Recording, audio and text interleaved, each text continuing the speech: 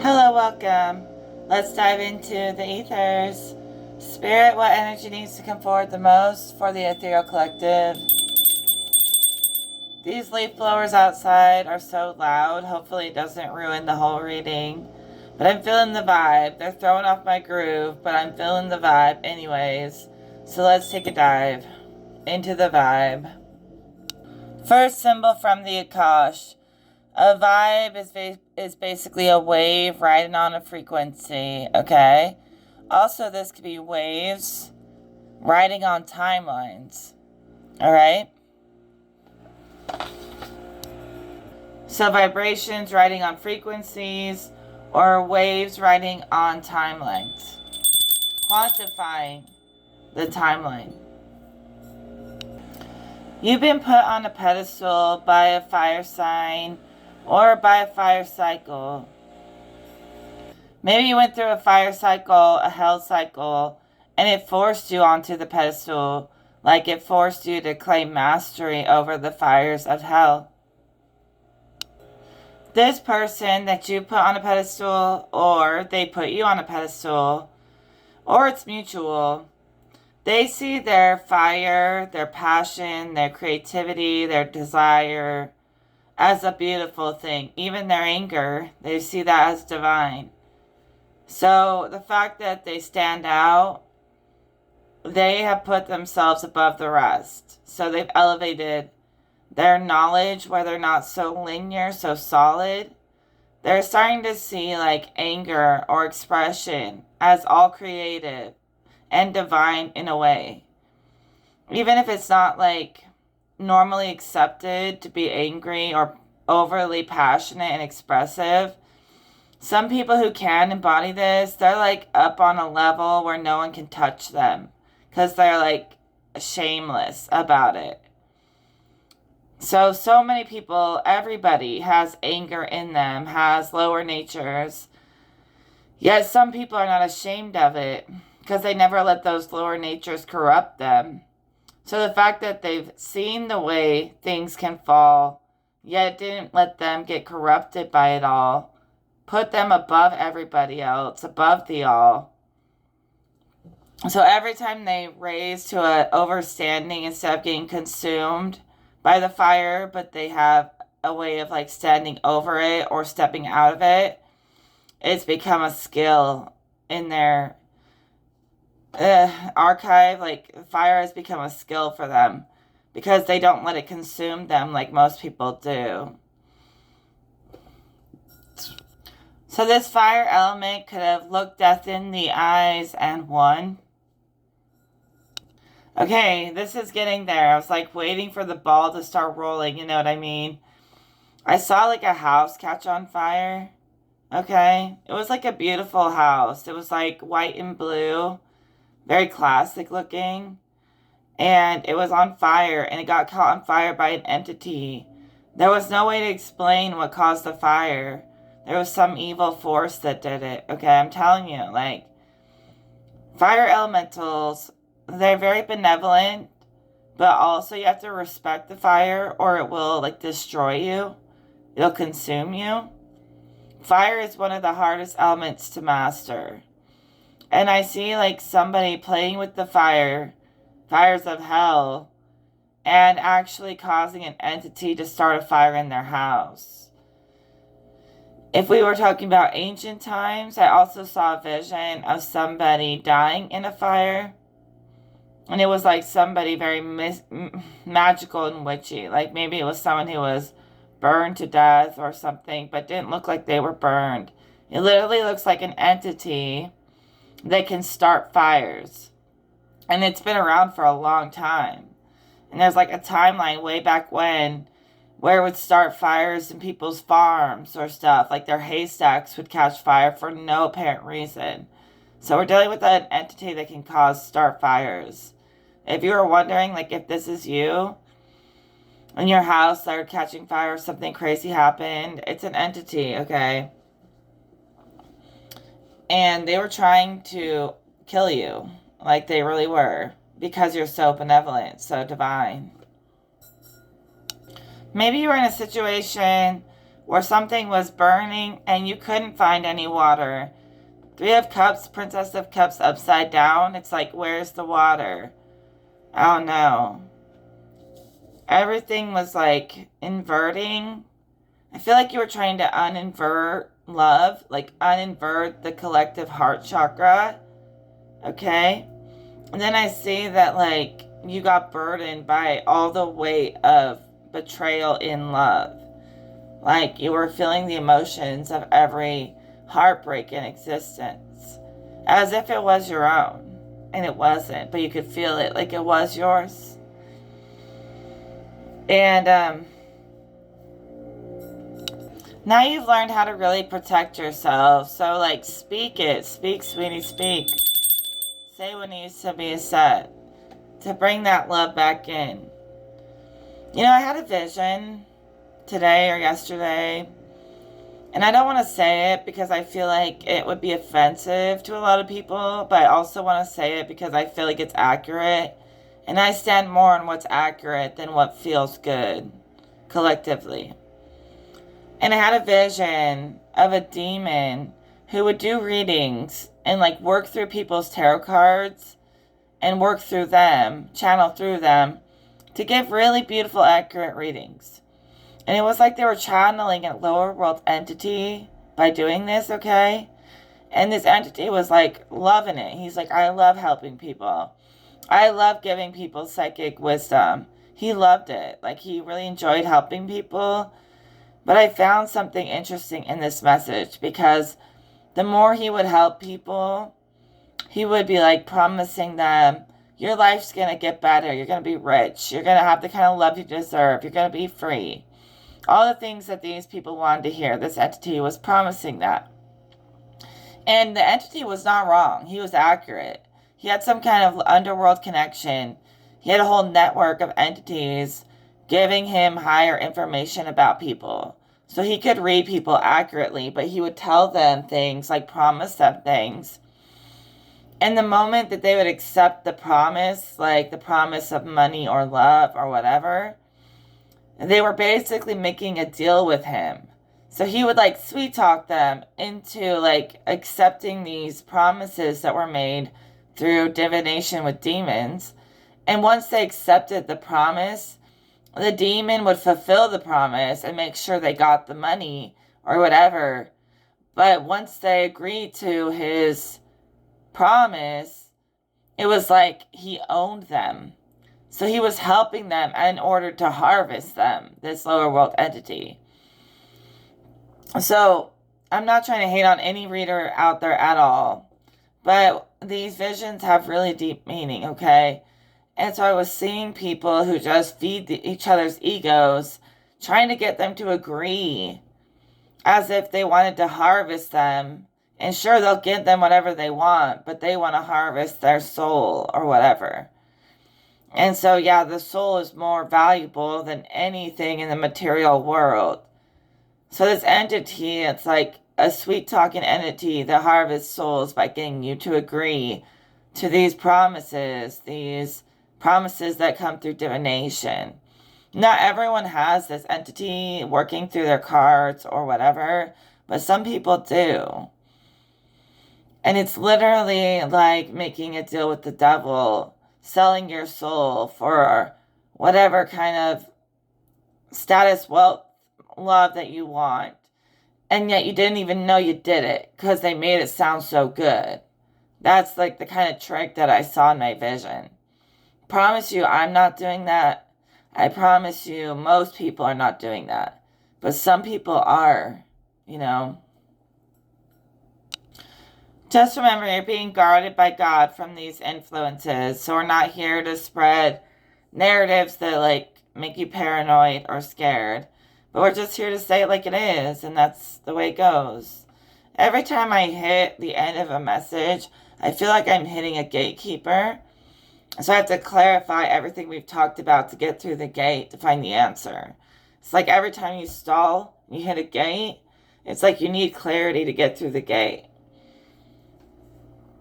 So there could be a situation where someone literally like had no water to put out a fire. And they could have been like coaxed into working with an entity who seemed very benevolent, but he was just tricking them for access to them.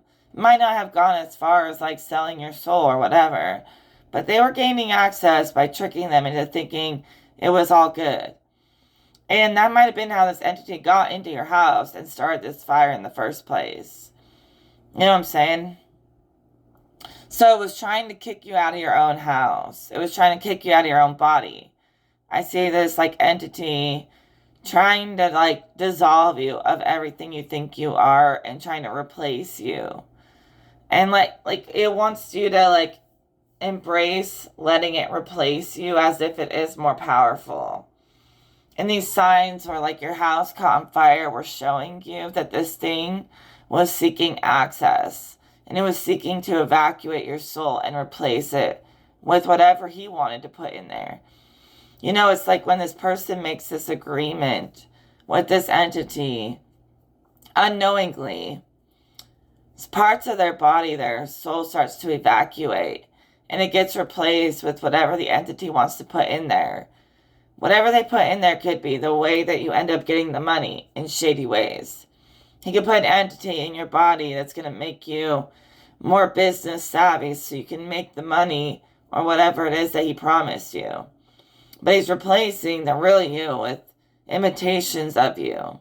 So it's almost like he's giving you demons as gifts, or whoever this person is getting demons, like gifts, demonic gifts as a gift for their cooperation to lead people astray.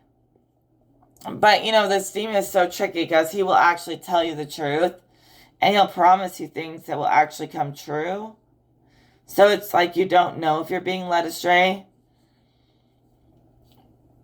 It's abusing divination. It's abusing divination. That's the end of that's all it comes down to. Even if it wasn't a physical fire, it could have been an internal fire. So I see a person like feeling like they're burning, like their whole body's on fire, as if like the sun is inside of them. It's almost like they swallowed the sun or something, you know? But it turned into too much, like it became overwhelming.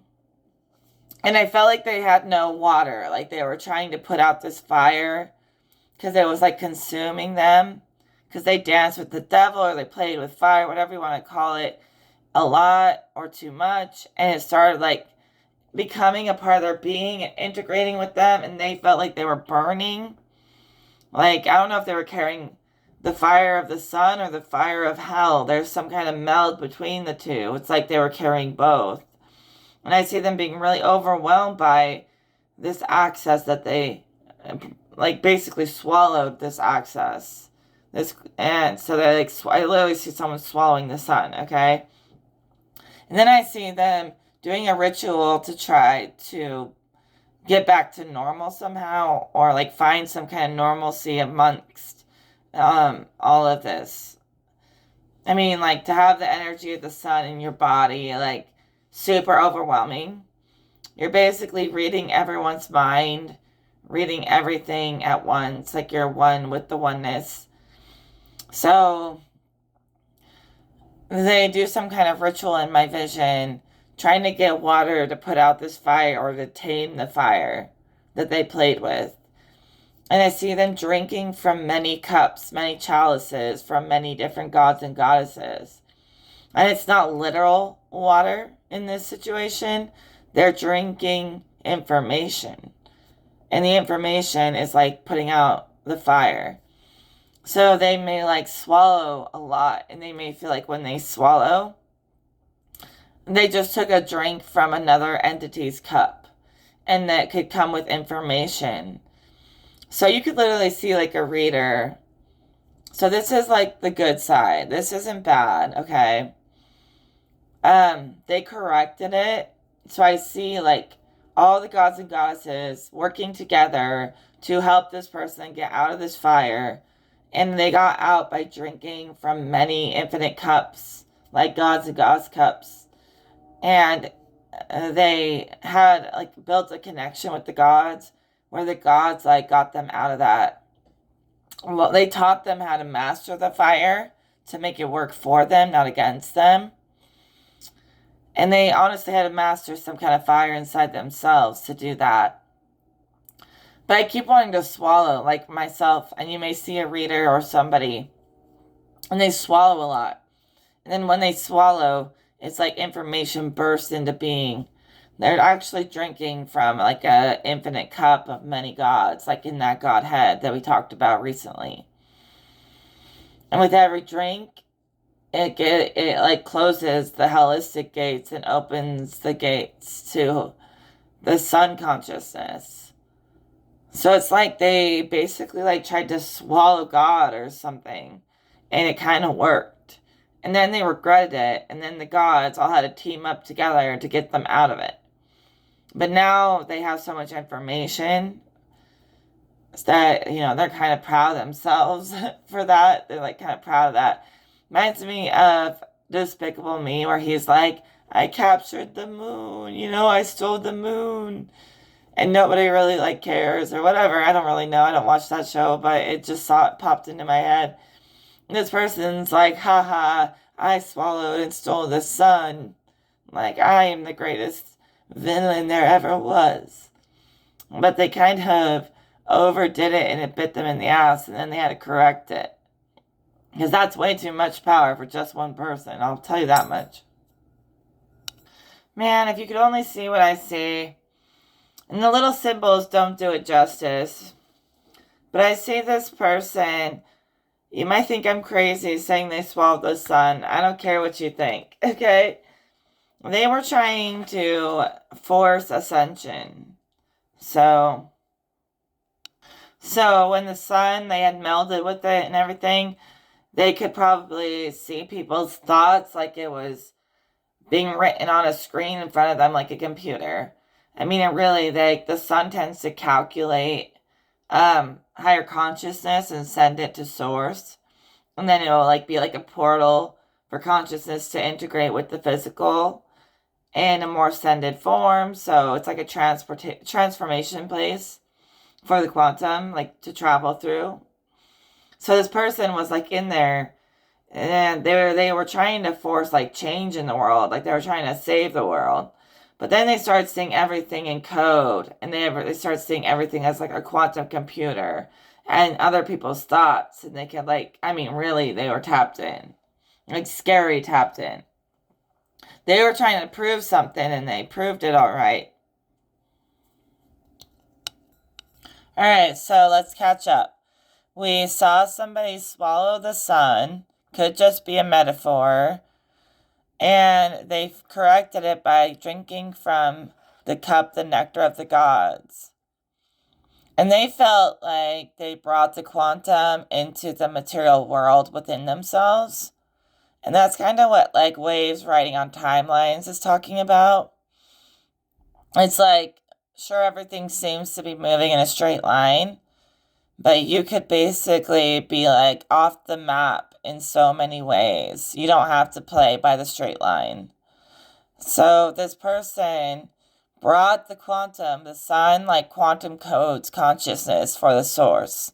And they like swallowed it, embodied it, and went into their body. I almost saw them swallowing their own solar plexus chakra as well. Okay? And I just drew this because I was seeing the chakras. And I just want to say that like ascension through dimensions is rising through the chakra system. And once you reach the 8th chakra, which is above your head, there's 7 inside of you and there's several above your head. But once you can get out of your body and reach the 8th chakra, you will connect with source. So the crown is the connection to spirit. Okay? And once you activate chakras outside of your body, you start to like extend your aura into a merkaba. So it won't just be the internal stuff. It'll start to be an extension of all of existence within and without. And you'll be embodying that. So you'll have your aura. But then your aura will expand, and help you master quantum travel even more. Welcome to Egyptian hieroglyphs that I pulled from the Akashic record, my own version of a hieroglyph. So, like, I see these symbols, and I do channel the Egyptian gods, so I find it kind of fun and fascinating. So once you've risen out of the body through the top of the head, your aura, your chakra system extends outside. So here's your aura, and all this will extend outward into your merkaba. And this is giving you access to every dimension, access points, okay? There's one in the front and back too. So your aura represents your internal energies that directly surround you. The Merkaba represents external energies that are part of the universe and creation. And you have to rise out of the body for this to evolve into being.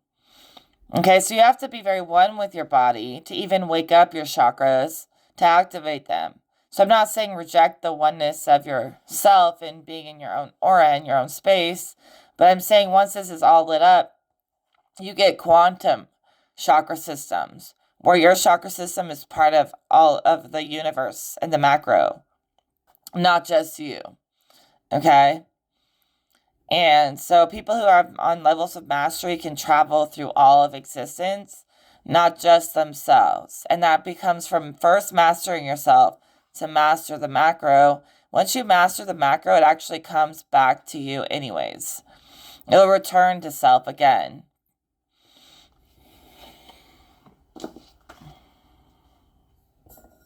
So what I see from Seshat, the female scribe in the Akashic records, I see from her that when you get your actual crown or your halo from the divine, it's literally when you've risen to the 8th chakra, the infinite chakra.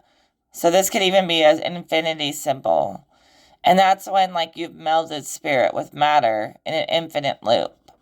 And so when you get crowned in your activation and you level up beyond physical, it's like you literally become crowned in a way that calms down and settles your vibration on the highest frequency.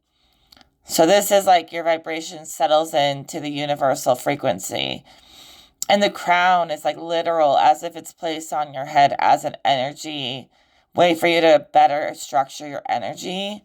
So the crown is taming the wild potentials of energy and allowing you to, it's literally when you get the crown on your head through ascension, you master your vibration, how you ride that vibration, instead of having chaos mastering you. So you guys all mastered chaos. Whoever swallowed the sun mastered chaos and became one with the universe and the macro. And they've learned how to crown themselves to stand in their authority and autonomy in a way where they're not being ripped apart by this power. But this power, it gives them control over the lower levels. So we're on a level 8th dimension. Everything becomes infinite on the 8th dimension. So basically,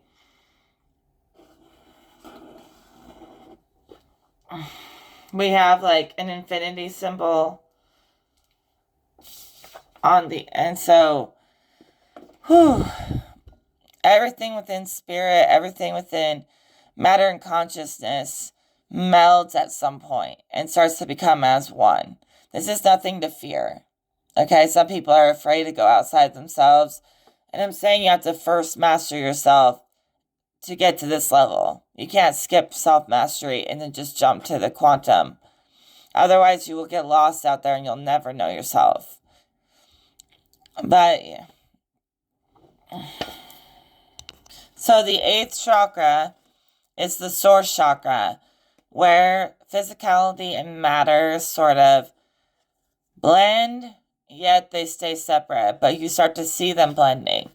And there's even more chakras above 8. There's like 12. And there's a hidden 13th chakra. But the 8th chakra is infinite. It's where spirit and matter start to work together. There's oneness there, even through separation. Okay, so I see a person in a little pocket, right? In an infinite pocket. And although, like, spirit and matter, they're separate, spirit fuels matter, yet somehow in this place, they've created like a new womb where they can work with both as one, even in the material plane. So they can work with form and formless, even though they stay separate energies. He's made like a new womb, a new cocoon out of it. So you become one with the infinite source once you reach the 8th chakra. And you can come one with even greater aspects of source if you continue to expand. It just gets better and better and higher frequency. The more you rise through these levels, You've reached the 8th level, you've reached the infinite. And the source is infinite. And then beyond the infinite is just more levels of source, where it gets refined deeper and deeper and deeper. Okay, so I just did a reading and I said this in the reading, but I want to say it here because I felt like it was good advice. So what you have to do is you have to test all things, right? To get the highest truth. And how I test spirits is I will invite source energy into the vision, whatever it may be. If the vision crumbles under the weight of a higher energy, it's not the highest truth. If it's the highest truth, it will withstand the test and it will sustain itself and it will not crumble. So sometimes we see things that are lesser truths. They still have some truth in them. No, I'm circling the merkabas. That shit's true as fuck. But lesser truths will crumble if you feed source energy into the vision. Lesser truths will crumble under the weight of a higher truth. And that's how you know if something is accurate or not. If you test the vision and it doesn't crumble, then it's of the highest truth. It can sustain itself in source energy. So a lot of you guys have learned how to sustain yourselves in the highest truth source energy. So some people are being kind of reborn in their faith.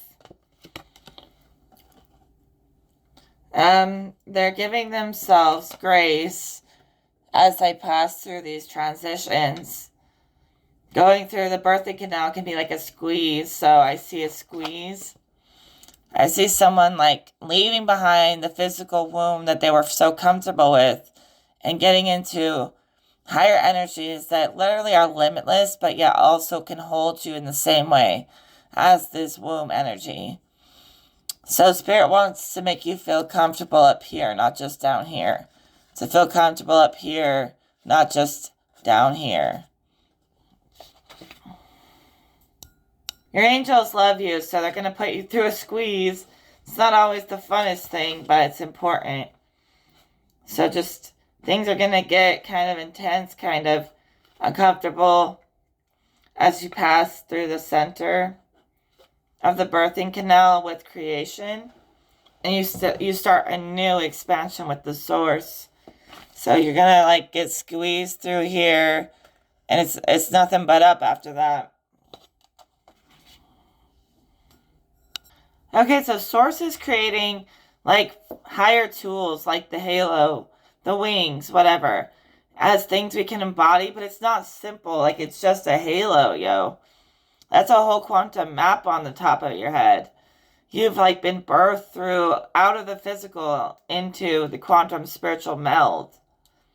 And the physical is barely even affecting you at this point. There's really no container on the infinite supply of source energy.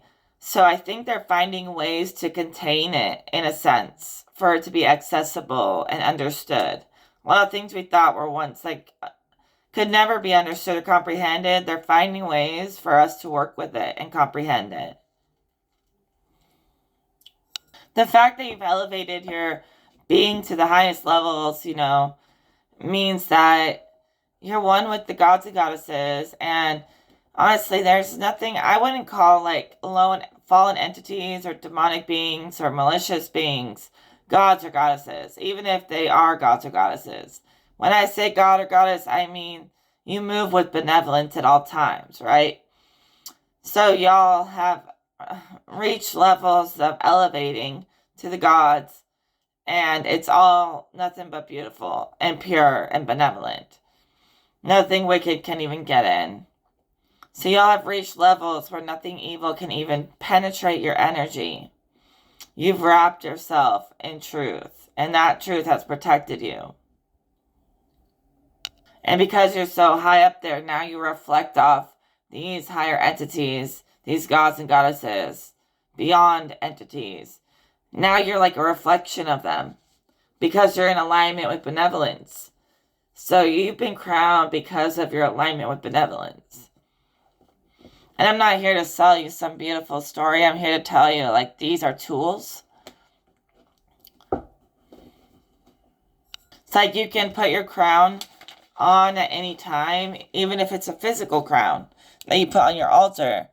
Every time you put your crown on, it opens and closes your crown chakra and your source chakra connection. So you're using your crown as an activator when you put it on.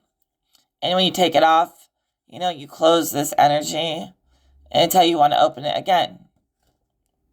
So you're not just leaving it wide open for any old person to access.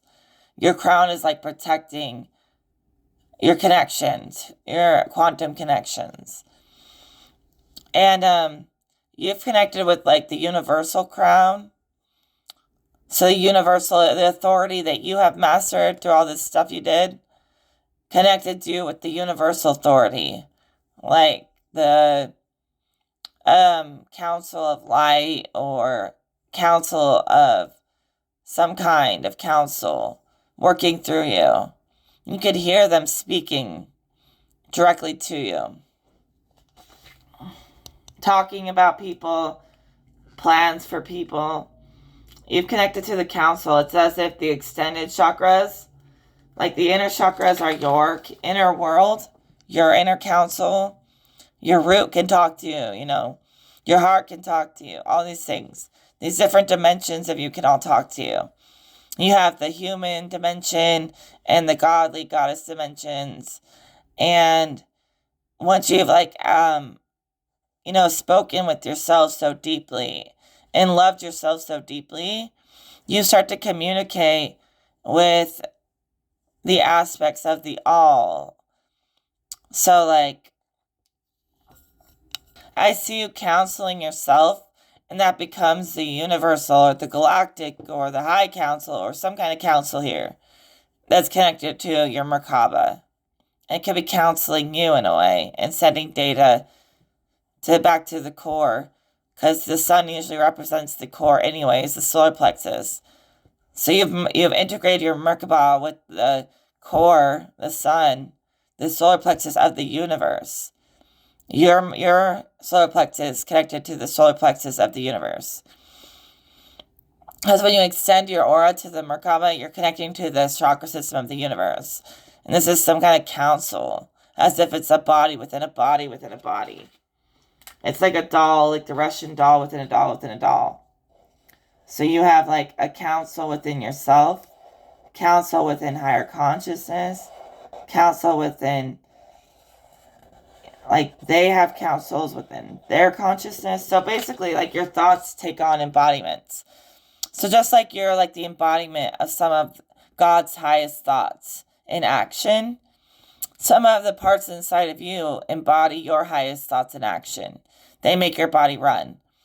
And then we're also within a higher body where all the gods are like thoughts of the source mind. And the source mind could even be thoughts of an even less dense higher mind. So it really has no end. It's like forms within forms within forms. And like gods are like the thoughts of the creator. And then our thoughts are like viewed as gods over even smaller worlds. So it's really funny. It's really hard to explain to So your thoughts and feelings will be super helpful for you when you empower yourself. And then it's like the thoughts that empower you become stronger and connect you to ascended thoughts and feelings.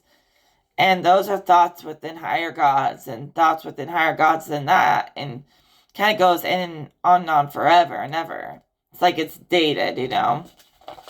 It's like a piece of wood, like a log, right? That's what that kind of looks like. It's dated. Your thoughts are like, wait, hold on. I would assume that this would be like more detailed, more in depth, and with each layer of time that you expand in, each ring you pass through, you master new levels, higher thoughts, higher gods, and you're reaching through time. And so you're not afraid of these connections. You grow from it. You have it under control. You have it contained. Some people really do fear these higher connections. They lose themselves. That's why this person who ate the sun lost themselves, rebuilt themselves, reconnected to the gods after they did the work. Now they drink from the cup of the gods, and they're reaching nothing but higher levels, feeling stabilized on a higher frequency, stable foundation in places where there's normally no foundation. And now it's like becoming dated. Some of you guys could be like famous in 100 years or 1,000 years. Like right now you may think like you're just like a regular person. I saw this vision of even my journal writings, these visions that I'm doing like this, all this, being like hieroglyphs for the future. Like imagine if someone looked at this in 1,000 years and they had no idea what it meant. They could probably piece it together if they tried hard enough. But some of y'all like are going to be famous someday. It's almost like you have a hidden archive, like within your journals or your drawings, that if someone were to decode it, like someday, you never know. I'm not saying that's going to happen, but it could happen with how tapped in we are. So I'm gonna buy a journal just for visions. I'm going to keep all these because each one tells a story. So I've been like pulling in energy readings. A lot of people getting crowned. You know, we're up there in these like ethers, these source chakras and stuff, where everything is purple, everything is high frequency, purple and clear and white light.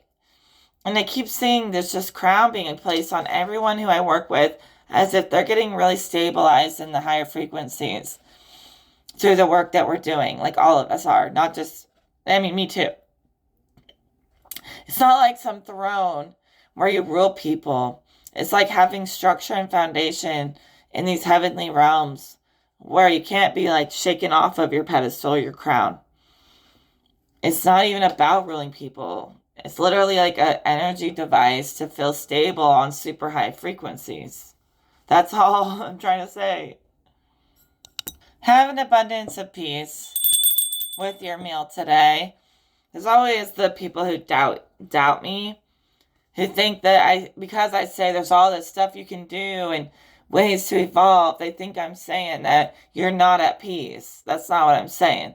Like the joy of evolution and learning is peaceful to me. Nothing's more peaceful to me than the truth.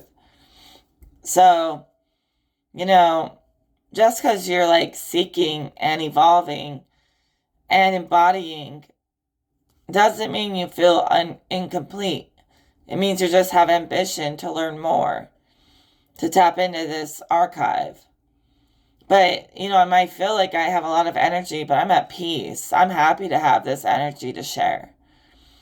So we're not talking about being fragmented. That's only like when we're in realms of trauma is when we have to talk about being fragmented to bits. But this is all good stuff. I haven't got a single traumatic image yet. Okay? Your embodiment was like an inspiration from a god that was so powerful that it took on a form. And we do the same thing all the time. So you yourself is part of the purpose of existence. There are so many people, they would have nothing to say without your existence. They would have nothing. And they're so adamant to try to prove you wrong, yet you inspire the spark of inspiration that even got them going in the first place. So I think they need to understand that you're sourcing information for them. And instead of using it against you, be respectful of the gods and goddesses that are sending this for all of us. But yeah, when they're not respectful and they try to paint you into something you're not and make you the villain when you're not, or say you're not at peace when you are, or whatever, they're just really jealous that you're tapped in ways they don't understand. They can't even comprehend you. I mean, in some layers of spirit, we're going back to this one, there's so essence, and it hasn't formed through the mind into the material plane, so it can seem kind of fractured, you're getting bits and pieces of different timelines in spirit, but it's not fractured. It just has no way of realizing itself. The mind has no way to compare make comparisons. You want to see what I added to the chart?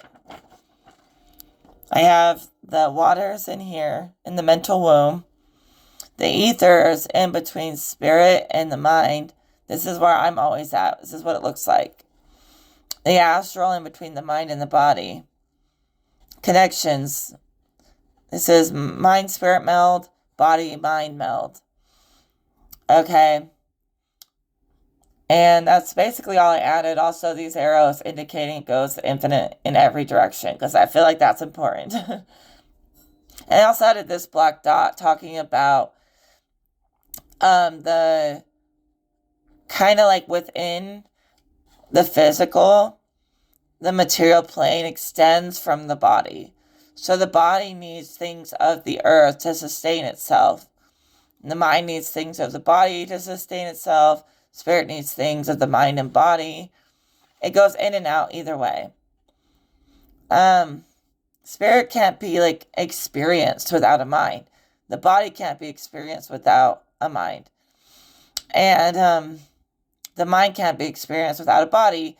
And the environment can't be experienced without a spirit, mind, and body. So I add this as the environment, the extension of the body. But this is just a very hard to explain map that only I know, I think. Anyways, let's continue.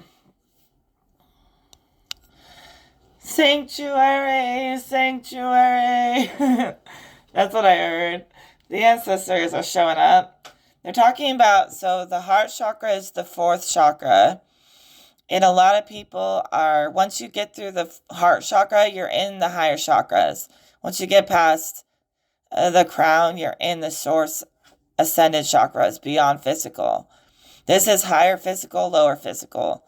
And once you can feel very close to the 8th chakra, the source chakra, while you're in the 4th chakra, the heart chakra. They are very similar. It's bringing the love of source into the physical. Yet to get into formless realms where you're one with source, it's 8th. So I don't know if your heart's big enough. It's you can quantum jump into the infinite. So somehow they're connected.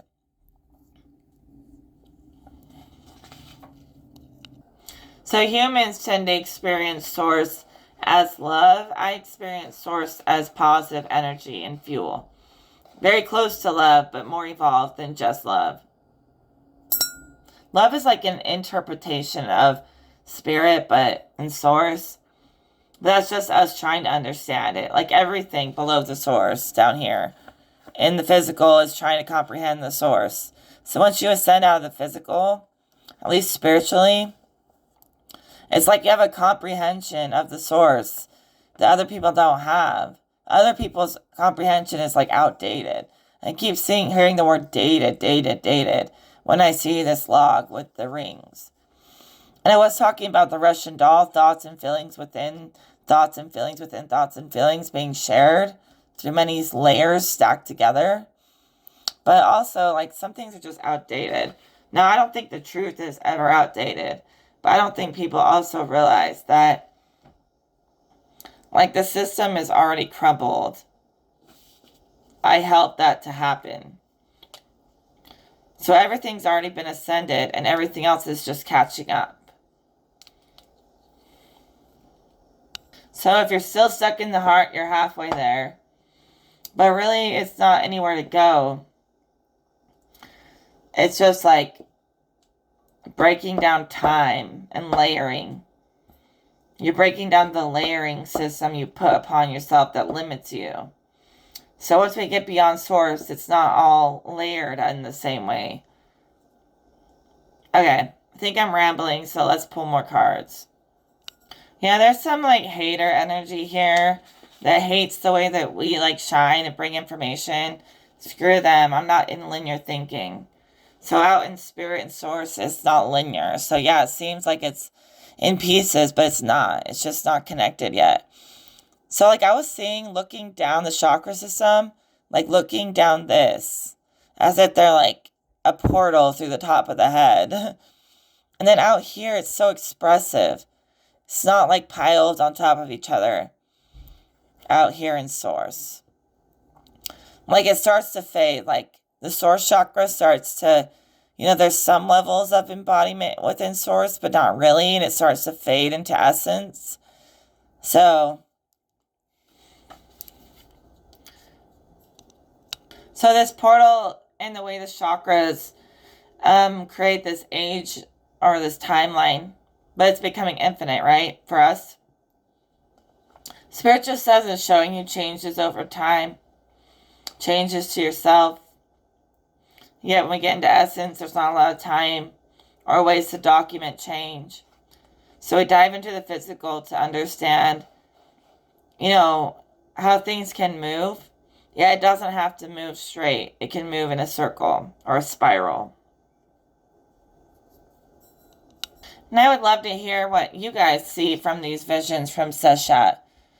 Anything you see that I'm not seeing? So I have been doing my readings in a new way. Not so much about diving into the story, but looking at it kind of just, I don't know, as code or whatever. But either way, it's both at the same time. There's a whole intricate, detailed story in there. Yeah, also you can just look at it as universal code speaking to you through you. But I'm going to leave that alone. I really understand that it seems kind of crazy, but it's not. Not when you can listen with spiritual senses. You can hear so many messages playing all at the same time, on top of each other, even inside of yourself and the universe. And it's all extending from you. And some of your self-mastery. So there's a place beyond self-mastery.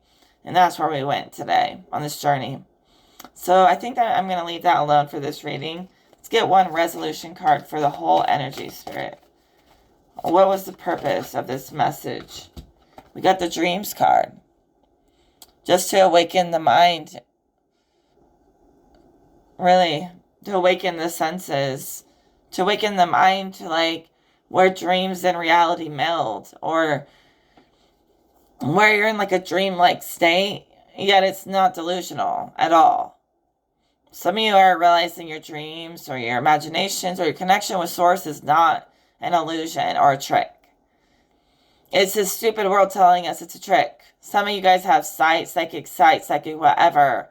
And it is not a freaking lie or trick. It's just these non-believers who have no magic in their life whatsoever.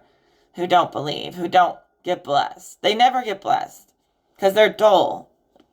But some of y'all know how real this is, okay? Let's just end with that. I will talk to you in another video. Take care, everybody. One more time for good luck. All right, love from the ethers. Take care.